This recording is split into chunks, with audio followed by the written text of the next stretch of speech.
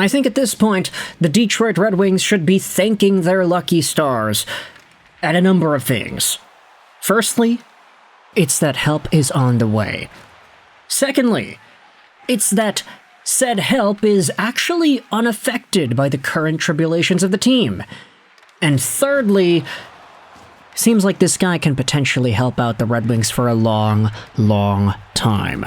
Today, my friends, we are talking about an announcement posted out there by the Grand Rapids Griffins earlier yesterday. Thanks to their sponsor, Howie's Hockey Tape, whom I normally would not go out there and shout out, but they have a cool graphic, so yeah, I thought it was cool.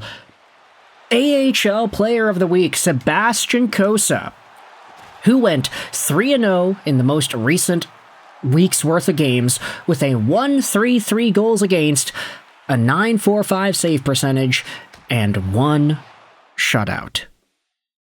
Goodness, man.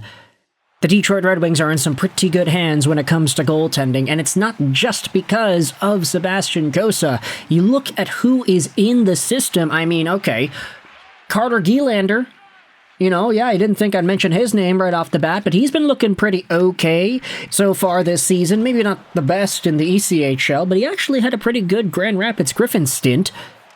You also have yourselves Mikhail Postava, whom the Red Wings were able to win out and get onto their team after a series of NHL teams interviewed him.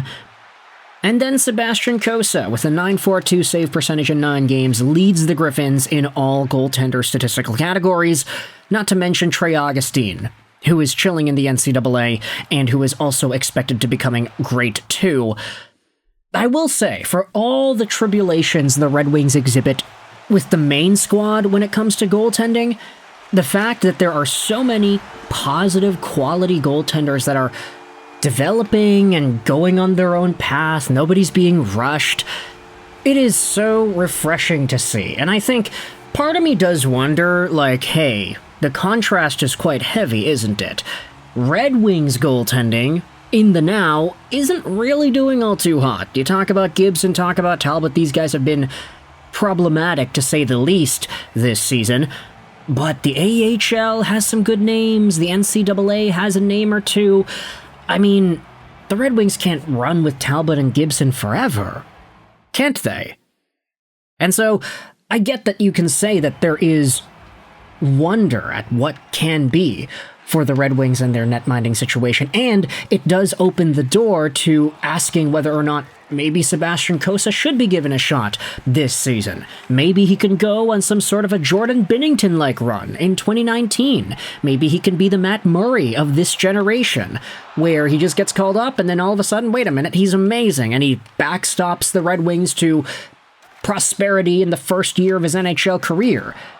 Or maybe he does a Hamburglar and actually plays well enough to get the Wings into the playoffs, but then doesn't end up winning the gosh darn thing. I don't know, is that possible? Do you want to rush the guy? If the Red Wings were to call up Sebastian Cossa, I would honestly argue that it might not necessarily be strictly due to need. You can say that with a 9.42 save percentage and a 1.56 goals against in 9 games played this season, you can make the debate that Cossa is ready. And it's really funny because Sebastian Cossa, as we had said, he was named the AHL's Player of the Week with a 9.45 save percentage and a 1.33 goals against. Those numbers are just slightly better than what he's been doing all season long. And I get it, it's not like he's played every game. He's got 9. There have been 18 Grand Rapids Griffins games so far, so he's only played half of the games, but he's still looking incredibly solid, and it's to a point now where I think if Red Wings fans wanted to converse about pulling him up and just letting him get that opportunity in a dire situation, I don't think it would be the most unreasonable thing in the world.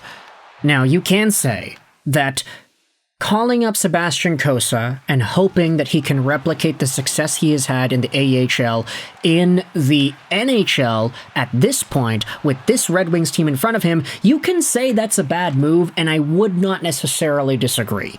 When you look at the defensive quality of the Red Wings at this moment in time, you take a look at just how they've been trying to do about their business, they haven't been looking great. And sure, you can say that the goaltending has not helped them out in any respect in that regard, we've already discussed how Detroit has the worst goals saved above expected metric in the National Hockey League, I think it is. And their PDO is really bad. They're not getting saves that they need to get. But at the same time, I think Wings defensemen can be a little bit better at this stage, and now can be seen as a vulnerable time in Sebastian Cossa's development, where if he's playing for a team that kind of lets him hang out to dry a little bit, that might be more detrimental to his prospect development than if he just stayed in the AHL and dominated.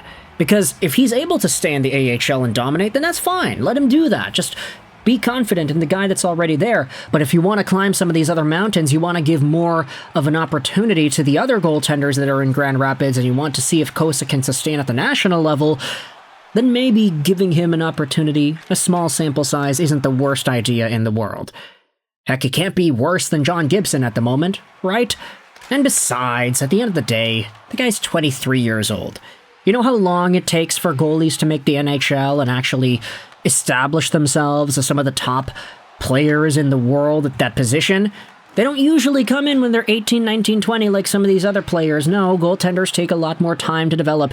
You won't normally see a guy step in and become an immediate number one player, and by the time they do become a number one starter, they're probably 25, 26. That's like the general age range for goaltenders to take their time and become what they could be at the national level.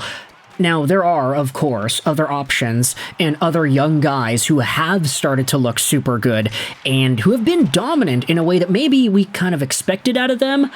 I'm thinking about the big three: Spencer Knight in 2019, Yaroslav Askarov in 2020, and then Jesper Wallstedt in 2021. Yeah, no, Sebastian Cossa was also 2021. I get that. But, hey, Wallstedt was seen as the top goaltending prospect in that season. The fact that Cossa went first over Wallstedt does continue to blow my mind. But all three of those guys, Askarov, Wallstedt, Knight, they're looking very good at the National Hockey League level this season. You just go over to the league itself, you're seeing a bunch of young dudes showing off in a way that we didn't really expect right off the bat. I mean, Devin Cooley is the number one goaltender right now in overall save percentage. But at the end of the day, is Sebastian Cossa a guy that should be treated with that same opportunity?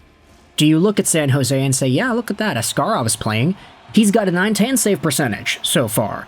You have Jesper Wallstedt. He's at a .938 save percentage with the Wild this season. He is outstanding. And Spencer Knight is bringing the Blackhawks to new heights. Can you do the same with Sebastian Cossa?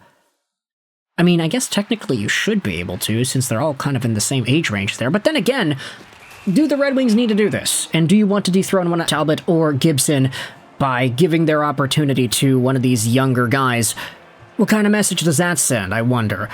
So with all that in mind, you can let me know your thoughts in the comment section below. How do you feel about this overall idea here? Do you think it is appropriate for the Detroit Red Wings to maybe make a call-up for Sebastian Cossa, a guy who was just recently announced as the AHL's Player of the Week?